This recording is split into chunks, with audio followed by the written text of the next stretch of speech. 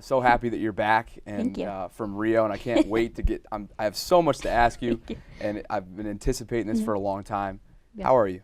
I'm doing great. It's quite a whirlwind right now, but it's been really exciting, so I'm loving it. You haven't even been back a month yet. Yeah. Talk about a little bit about how everything went down for you. What was your homecoming like, and just where's your mindset now that you're back in the States? Yeah, it's so crazy to think that we're done with everything. Like, there's been such a lead up, and so much work has gone into this, not only the past 2 years here, but the whole entire 4 years. Countless hours in the pool and in the weight room, and Brian, our coach, has put so much into this. And so to go to Rio and have those incredible experiences with Team USA and be able to bring medals back for our country has just been incredible. So stepping on campus and having time to kind of reflect on what happened and kind of letting it, sink in that it really did happen, like we're here and we're done, it's so exciting. And it's so great to see all my professors and my friends and be able, to pull out the medal every now and then and show them. It's so exciting, and it's so rewarding just to see that hard work, pay off, because there's a lot that's gone into it. Well, let's get into that medal then, because I can see it from here. I mean, you can probably see it a mile away from at this point, can't you? Yeah. It's heavy. That's for sure. It's really heavy. You let me hold it for a little while after, but then I gave it back to you. Yeah, when they put it around my neck, I almost kind of fell over. I was like, okay, McKenzie, don't fall over right now. So it was just a really cool feeling. I can't believe that it's mine. Whenever I pull it out, I always feel like I need to give it back to somebody else because there's no way that it's mine. So it's exciting. Well, this guy right here that's a Paralympic record for you. Yes. That's the 50-meter free individual race. Yes. And something that you were telling me earlier, it's near and dear to your heart. Yeah. What went down in that race, and how'd you do it? Yeah. Going into it, Brian and I obviously sat down many times this summer, and we had our game plan down. And thinking about it, I've never been a sprinter before, but with all the sets and stuff we've been doing at practice and working specifically on that, getting off the block faster and getting my turns faster and everything, I kind of knew in the back of my mind that if I really believed I could do it, it could happen. So kind of just going into it with, the confidence, I've put all the work in. I've done everything I possibly could for every race, especially, this 50 free. I could literally go out and shock the world and win this. So when the time came down to it at finals and walked out right before I stepped on the block, I knew I was ready. And I knew that if I just went out there and did the race that I was capable of, I could win this race. Didn't ever think I'd get a Paralympic record in it. That was just icing on top of the cake. So really just having that self-belief in what I've done all summer.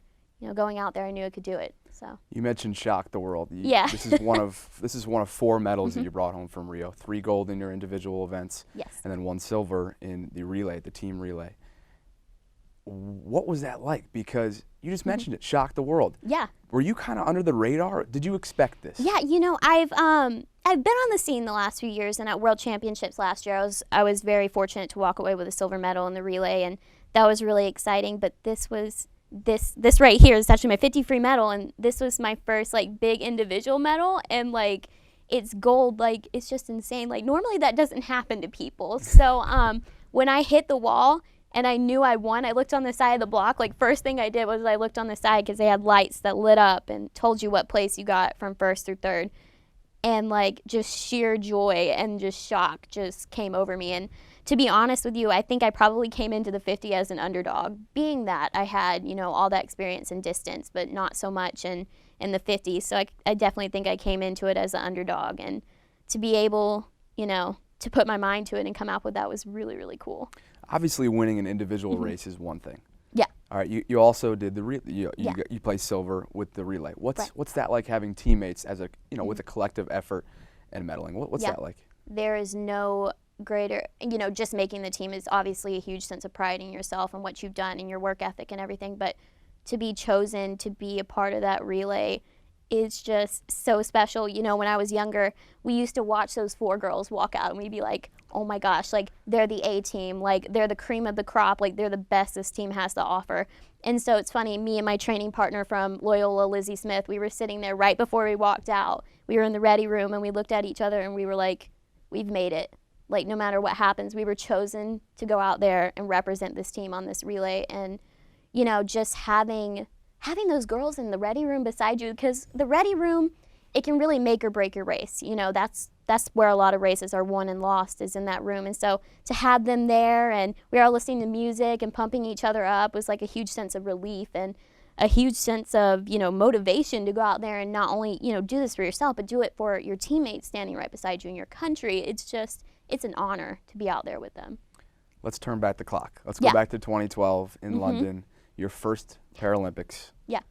What did you take away from that? You know, a lot of people don't actually know this, but the games in 2012 were actually the first international team I'd ever made. And so at trials for those games, I was like, you know, I'm going to go into this, and whatever happens, happens. If I make the team, great. If I don't, that's okay too. So just making the team in 2012 was pretty incredible in itself. And so when we got to the games, you know, I was 16 and just trying to take everything in. And I had one event there, the 400 free, and I won a best time in prelims by like 10 seconds. And it was probably like the scariest, most exciting race of my life, and made it to finals and came out 6th. So I think having that experience, especially being able to swim in finals at such a huge competition, basically the biggest on earth, was a huge confidence booster for me. So when I got to Rio, I knew what to expect. I knew it was going to be cutthroat. I know, you know, how the crowd is going to be when you walk out there. There is nothing that compares to that crowd. You can go to you can go to Pan Pacs, World Championships, but there is nothing like a crowd at the games. And I think it was a huge tool for me to be able to use that in Rio. So. All right, you were able to be joined by your Loyola head coach, Brian Leffler, and I know you and Alyssa and the whole team really see him as a huge mentor and big part of your swimming career. Definitely. How do you describe your relationship with him? Brian is undoubtedly the best Paralympic coach on the face of the earth, and I feel completely comfortable saying that, because it's interesting with Brian. He doesn't only care about us as athletes; he cares about us as people. And I think that's what really separates him from others. You know, he wants us to be great swimmers, and he makes us great swimmers. You know, he pushes us every single day. Sometimes we walk in and we have a big whiteboard up there, and he writes on it, you know, what the sets are going to be, what the practice is going to be. And you think to yourself, there is no way I can do this. Like, I hope I live through this, but he makes us do it to know that we can achieve anything. So, like, when we're behind those blocks, like I said, for the 50 free, I know I can do it. You know, I do it over and over again during the day, but you know, besides being great athletes and great swimmers, he also wants us to be great people. And he is definitely a huge part of my life and a huge mentor and a great friend of my family. And I think we're all very lucky to have Brian. I know Alyssa and I, we just think the world of him. And listen, you and Alyssa are not the only ones competing up at the Fitness and Aquatic Center. And for those who don't know, the Fitness and Aquatic Center is up on North Charles, and Loyola is basically, you know, our gym and our pool area. Beautiful facility. Right, and that's honestly one of the reasons why I chose to come here. So, but I didn't know going in, and I don't think a lot of people know going in, that it is essentially the epicenter of Paralympic swimming. Yeah. And Brian, as I've learned through you and Alyssa, is such an integral part of that. Yeah.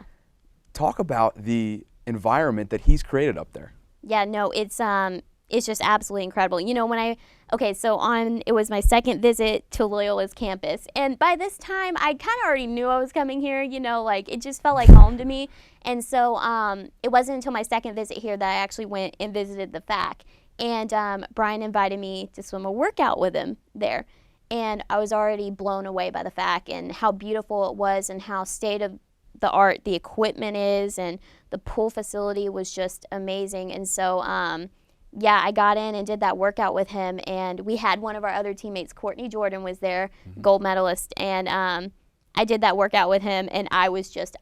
I was like, this is going to be my next 4 years. This is absolutely amazing. And so, I don't think a lot of people realize how many people he has drawn to Loyola. We literally have a humongous training group, and we've had anywhere from 5 to 6 people at one given time training there, and we've actually had people asked to come from all over the country now to train here as well. And it's not really a secret, like, Brian's amazing, but it's just the atmosphere that he provides us all is so positive, and it really, really makes you get into your training. And so we have Courtney Jordan, who has won, I believe, 10 or 12 Paralympic medals, gold medalist, and Brad Schneider, who's won now 8 Paralympic medals. I mean, it's just insane. So and also Jessica Long, she's a 23-time